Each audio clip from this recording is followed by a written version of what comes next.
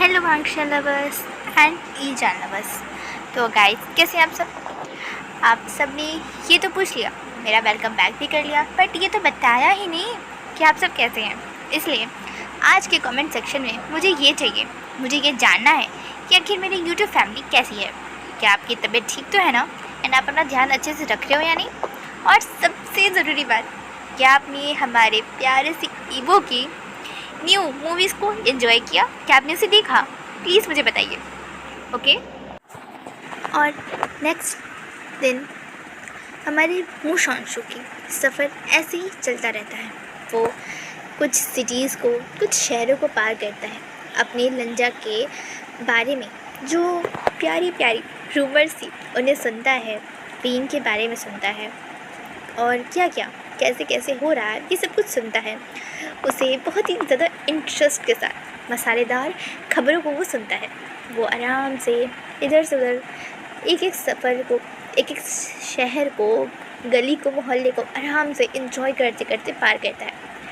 और तब फाइनली कुछ 5-6 दिन के सफ़र के बाद वो फाइनली हमारे जिन क्लैन में पहुंच जाता है।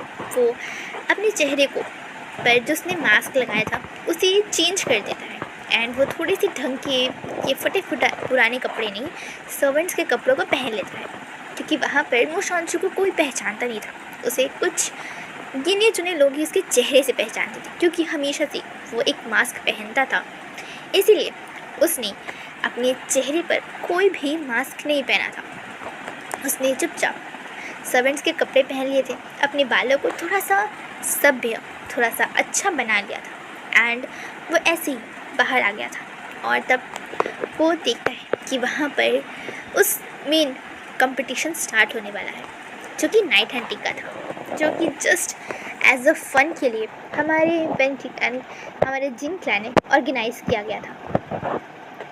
और वहाँ पर वो फाइनली एक अनाउंसमेंट सुनता है। लैंड क्लैन के कुल प्रमुख लैंड सीटैन और हंगवंग जिन अपनी लैंड क्लैन के डिसिपल्स के साथ आ रहे हैं। और जैसे ही वो बात सुनता है, वो तुरंत ही पलट कर मुड़ता है पीछे, और वो देखता है कि वहाँ पर उसका बिलव्ड हस्बैंड आ रहा है। उसके चेहरे पे अभी भी कोई एक्सप्रेशन नहीं है, एकदम कोल्ड, एक आइस प्रिंस की तरह वो आ रहा है, अपने गगन के साथ खड़ा है, एकदम हेवनली ब्यूटी लग रहा है। वो बस अपनी उस बहुत ही ज़्यादा प्यारी लवली आइज़ के साथ बस वांगजी को देख रहा था। वो देख रहा था, उसके हर एक एक्सप्रेशंस को नोट कर रहा था, और वो वांगजी के आई मूवमेंट को पढ़ रहा था, क्योंकि हमारा वांगजी अपने बिलव्ड वीइंग को ढूंढ रहा था। और उसके चेहरे की वो छोटी सी स्माइल हमारा मूशांशु नोटिस करता है कि कैसे वो जैसे ही वीइंग को देखता है, उसके चेहरे पे एक प्यारी सी स्माइल आ जाती है, छोटी सी, जो हर एक कोई पढ़ नहीं सकता, बट हमारा मूशांशु वो उसे पढ़ लेता है। एक्चुअली यहाँ पर 2 विंग है, इसलिए मैं विंग कह के आपको कंफ्यूज नहीं करती। इसीलिए मैं इस करेंट टाइम के विंग को विंग बुलाऊंगी, और जो फ्यूचर से हमारा विंग मूशांशु को बॉडी में फंसा हुआ है उसे मैं मूशांशु ही बुलाऊंगी। सो आई होप ये बात आपको क्लियर हो जाएगी, वरना मैं भी कंफ्यूज हो जाऊंगी और आप तो उससे ज़्यादा कंफ्यूज हो जाओगे। सो आई होप ये क्लियर है। वो उसे देखता है और तब वो कहता है, तो ये बात है, मुझे ऐसे देखा जाता था, एडमायर किया जाता था, और मैं ठहरा नालायक कभी इन आँखों को पढ़ ही नहीं पाया। इसमें इतने ज़्यादा इमोशंस थे मुझे लेकर। ऐसे तो काफ़ी वाइल्ड इमोशंस हैं, बट ठीक ही ठाक है, काफ़ी ब्यूटीफुल इमोशंस है। तो ऐसा कहकर एक बहुत ही ज़्यादा क्यूट सी नॉटी सी स्माइल करता है, और वो ऐसे हंस रहा था। तभी एक सर्वेंट आके कहता है कि क्या कर रहे हो, ऐसे पागलों की तरह क्यों हंस रहे हो। और तब हमारे मूशांशु को रियलाइज़ होता है कि वहाँ पर वो हमारा विंग बनकर नहीं, एक सर्वेंट बनकर खड़ा हुआ है। इसीलिए उसे थोड़ा सा सावधान रहने की ज़रूरत है, और वैसे ही हमारे हंगवंग जिन को पागलों की तरह खड़े होकर एडमायर नहीं कर सकता, ना ही देख सकता है। इसीलिए वो धीरे से अपनी नज़र को थोड़ा सा झुका लेता है, और हमारा वांगजी जाकर विंग के पास खड़ा हो जाता है, और हमारा विंग जो अभी तक जियांगचन के साथ हंस हंस के ठहाके लगा लगा के बातें कर रहा था, उसका फुल अटेंशन हमारे हंगबिंग जन पर आ जाता है। आखिर हंगबिंग जन एंट्री ले और नजरें ना घूमे, ऐसा तो हो ही नहीं सकता। नज़रें तो अपने आप उन्हें फॉलो करती हैं, भले इंसान फॉलो करे ना करे, बट उस इंसान का दिल, उसकी नज़रें, उसका सब कुछ हंगबिंग जन का हो जाता है। और तब वहाँ से पंग जी की फुल अटेंशन विंग ग्रैब करता है, थोड़ा सा शो ऑफ करने के लिए। हमारे ये जिन क्लैन के राजकुमार जिन जिशुआन आगे बैठते हैं और आर्चरी कंपटीशन में पार्टिसिपेट करते हैं, और वो बिल्कुल वैसी आर्चरी करते हैं। और हमारा विंग ये सब देख रहा था कि आखिर वांग जी कैसे, हमारा विंग देख रहा था कि हमारा वांग जी कैसे उसकी निशानीबाजी को, जिन जिशुआन के तीर चलाने के स्टाइल को देख रहा था। और तब हमारा विंग थोड़ा सा एक नोटिस स्माइल करता है और धीरे से वांग जी के कान में फुसफुसाते हुए कहता है, लंजा, क्या मुझे ये फॉरेन रिबन मिल सकता है? वो क्या है ना, मुझे इससे अपनी आँखें बंद करनी है। और वांग जी से घूर के देखता है, और ये सीन हमारा मो शांशु दूर खड़ा होकर देख रहा था बाकी सर्वेंट्स के साथ, और वो देखकर स्माइल करता है और वो कहता है कि क्या मैं उसे वांग जी को इतना ज़्यादा टीज़ करता था?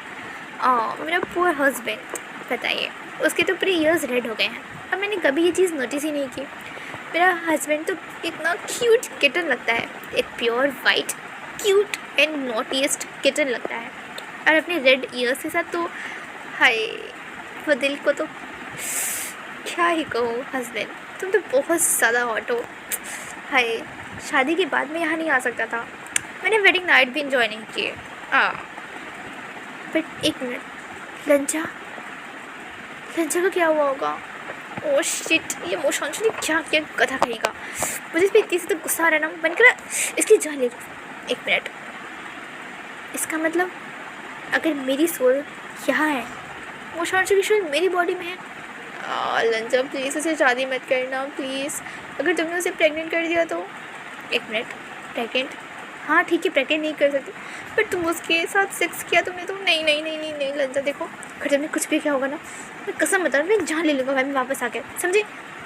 वो अपने मन में ये से कह रहा था, और उसके एक्सप्रेशंस को चेंज होते हुए एक दूर से एक सर्वेंट खड़ा होकर देख रहा था, और वो उसके पास आता है, उसे मारते हुए कहता है, अपने एक्सप्रेशंस को कैसे दिखा रहे हो? तुम सर्वेंट हो, कोई ड्रामा एक्टर नहीं, इसलिए अपनी नज़रों को झुकाओ। और ये कैसे एक्सप्रेशंस बना रहे हो? और तुम हंगबिंग जन को घूर क्यों रहे हो? तुम्हें पता है ना, वो पुसू के प्रिंस हैं। अपनी नज़रों को झुकाओ और अपनी औकात याद रखना कि तुम जस्ट एक सर्वेंट हो, समझे? हमारा विंग, हमारा मो शांशु अपनी नज़र को झुका लेता है और बस धीरे से नोट करता है, पर उसके मन में यही चल रहा था कि आखिर क्या मो शांशु उसकी बॉडी में है, एंड है तो क्या कर रहा है? कहीं उसने अपनी उसकी वांग जी से शादी तो नहीं कर ली होगी? वो अभी भी वांग जी को देख रहा था, और तब वहाँ हमारा विंग जाता है और सेम उसी स्टाइल से, उसी स्वैग से, उसी पावर के साथ उन 5 के 5 एरो स्पॉट्स पर करेक्ट एरो शूट करता है, और आकर वांग जी को थोड़ा सा चिढ़ाते हुए कहता है, देखा मैं कितना स्मार्ट हूँ। और ये सब कुछ हमारा मो शांशु देख रहा था। मो शांशु के चेहरे पे छोटी सी पेनफुल स्माइल आ गई थी। और तब यहाँ से सीन शिफ्ट होते हैं और हमें हमारे 21-22 साल पहले का सीन दिखाया जाता है। यहाँ पर हमारा वांग जी बैठकर अपनी लाइब्रेरी में किताबें पढ़े जा रहा था, ढूंढ जा रहा था, पर उसे कोई भी रास्ता, आइडिया नहीं मिल रहा था। और यहाँ पर कुछ लगभग उतने ही टाइम, यानी कि 5 से 6 दिन बीत चुके थे, और वांग जी इतने दिनों में ना उसने कुछ भी ढंग से खाना खाया था, ना पानी पिया था, और ना ही उसने रेस्ट किया था, ना ही खुद पर उसने बिल्कुल भी ध्यान दिया था। और इसीलिए हमारे प्यारे से लैंसी चंद वहाँ आते हैं और वांग जी को कहते हैं, कल्टीवेटर लान। वांग जी अपने आप को ऐसे अपने गगा की मुँह से सुनकर वो अपने गगा की तरफ देखता है, और तब उसके गगा कहते हैं कि तो फाइनली आपको पता है कि आप एक कल्टीवेटर हैं मिस्टर हंगबिंग जन? क्या आप बता सकते हैं मुझे कि आप पिछले 5 दिनों से न ढंग से खाना खाया है, ना सोया है, ना पानी पिया है और ना ही अपनी शिफ्ट के कोई भी काम किया है। आप बता सकते हैं कि आप ऐसे हरकतें क्यों कर रहे हैं? पांची खड़ा होता है और फिर गगो से कहता है, गगो प्लीज़, मुझे बहुत ज़रूरी काम है, प्लीज़ बताइए आपको क्या काम है?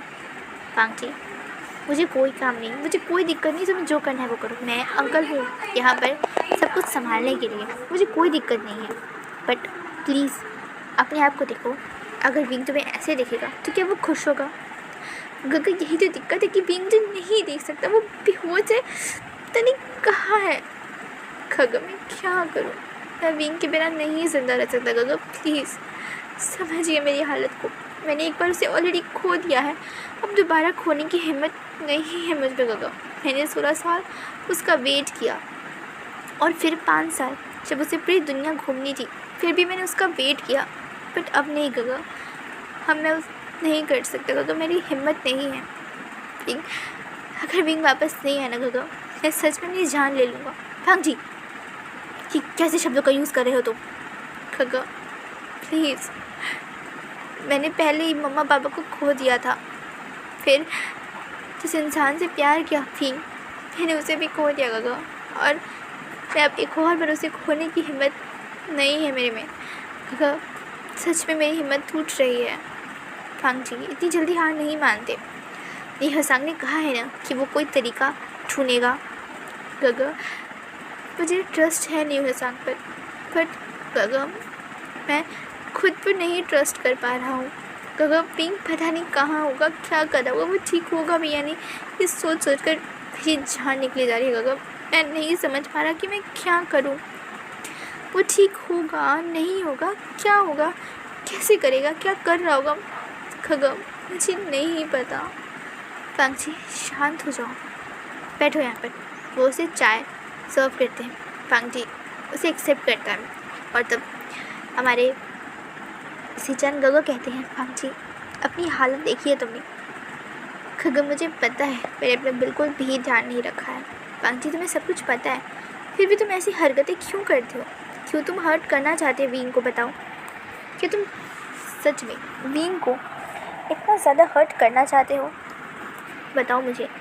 गगो मैं कभी भी विंग को हर्ट नहीं कर सकता, नहीं कर सकते ना, तो अपनी तबीयत के साथ क्यों खेल रहे हो? तुम्हें पता है ना वो तुमसे कितना ज़्यादा प्यार करता है, वो तुम्हारी कितनी ज़्यादा केयर करता है, वो कितनी ज़्यादा तुमसे प्यार करता है, और तुम्हें ऐसे देखेगा तो वो क्या खुश होगा? गगो फांग जी सल्यूशन मिल जाएगा, इतना परेशान होने की कोई ज़रूरत नहीं है, मुझे ट्रस्ट है न्यू सांग पर।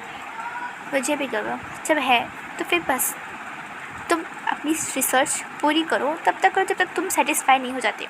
मैं लैंड क्लैन को संभाल लूँगा, बट हाँ तुम्हें अपने प्रॉपर खाने का, मेडिटेशन का ध्यान रखना होगा। बाकी तुम वादा करो, वरना मैं अभी के अभी मैं सब कुछ बंद कर दूँगा, और तुम्हें लैंड क्लैन की सारी रिस्पॉन्सिबिलिटी संभालनी होगी।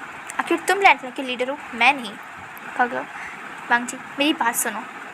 ठीक है गगो, वादा करो।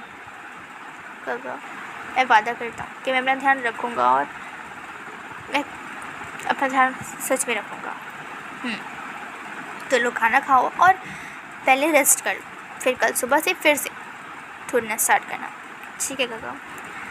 और तब वहाँ पर फांग जी के सामने खाना रखा जाता है, और तब फांग जी चुपचाप बैठ के खाना खाते हैं, और हमारे सिचन गगो उसे बस देख रहे थे। वो अपने बेबी ब्रदर के लिए थोड़ी सी वरीड थे, थोड़ी सी ज़्यादा ही वरीड थे, क्योंकि पहले भी उन्होंने वांग जी के हाल को देखा था, और अब फिर से वो सेम हाल वांग जी का एक बार और नहीं देख सकते थे।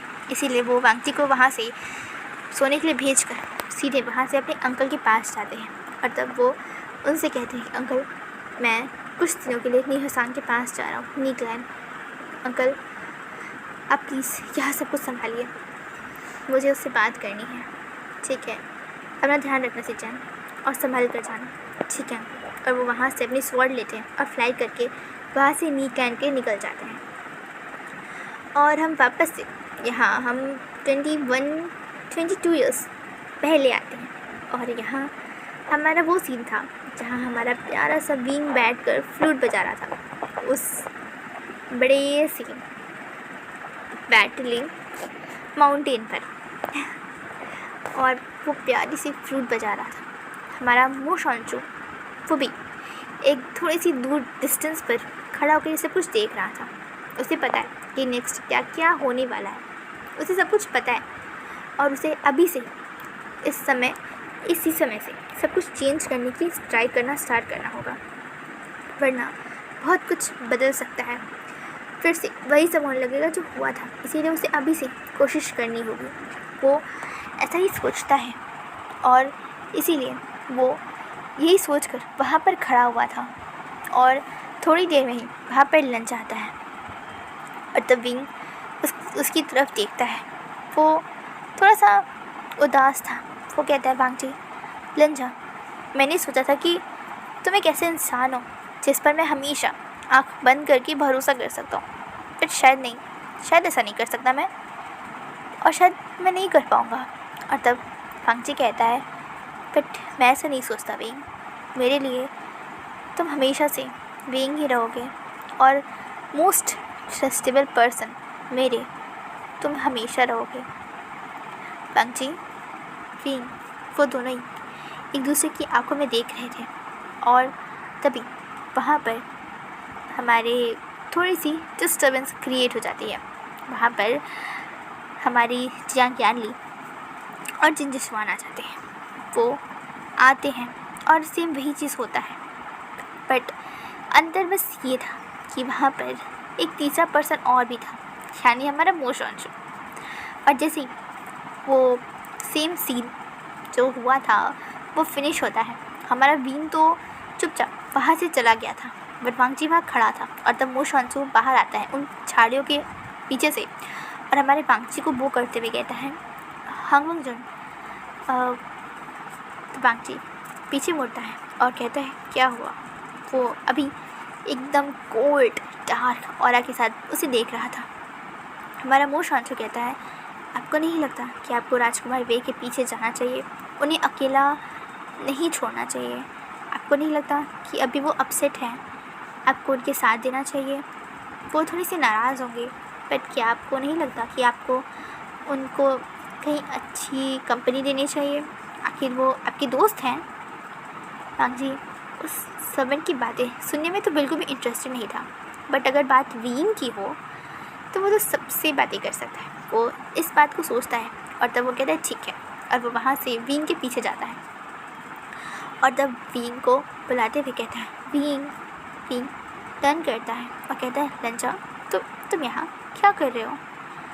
और तब विंग बांगची दोनों दूसरे की तरफ देखते हैं और बांगची कहता है, विंग क्या तुम मेरे साथ कहीं चल सकते हो? कहीं? कहाँ जाना है तुम्हें? चलो ना, मैं चाहता हूँ कि तुम मेरे साथ चलो। अच्छा हाँ, क्या तुम चलोगे? बट क्यों जाऊँ मैं तुम्हारे साथ? आखिर ऐसा भी क्या है हमारा रिश्ता कि मैं तुम्हारे एक बार कहने पे ही कहीं भी चला जाऊँ? विंग, क्या हम दोस्त नहीं हैं? क्या दोस्ती का कोई रिश्ता होता है? विंग, तुम ही तो चाहती थी ना कि हम दोस्त बने। तुमने खुद मुझसे पूछा था, हाँ, और तुमने रूडली मना भी कर दिया था। विंग प्लीज़ क्या तुम मेरे साथ नहीं चल सकते हो? बांगची की इतनी क्यूट इनोसेंट आइज़ को देखकर हमारा विंग कहता है, ठीक है, इस तरीके की आंखें दिखाने की कोई ज़रूरत नहीं है, चलता हूँ मैं। वो ऐसा कहता है और बांगची के पीछे चलना स्टार्ट कर देता है। और यहाँ पर हमारा मो शॉन्शू ये सब कुछ खड़ा होकर देख रहा था और तब वो अपने मन में सोचता है, शायद से मैंने कुछ चेंजेस किए हैं, तो चलिए अब चलकर हमारे वेनचिंग की थोड़ी सी मदद किया जाए। और वो खुद वहाँ से वेनचिंग के पास जाता है, क्योंकि उसे तो सब कुछ पहले से ही पता था कि आखिर वेनचिंग कहाँ होगी, कैसी होगी। इसीलिए वो रास्ते में कुछ खाना भी बाई कर लेता है और फिर वहाँ से वो वेनचिंग के पास जाता है।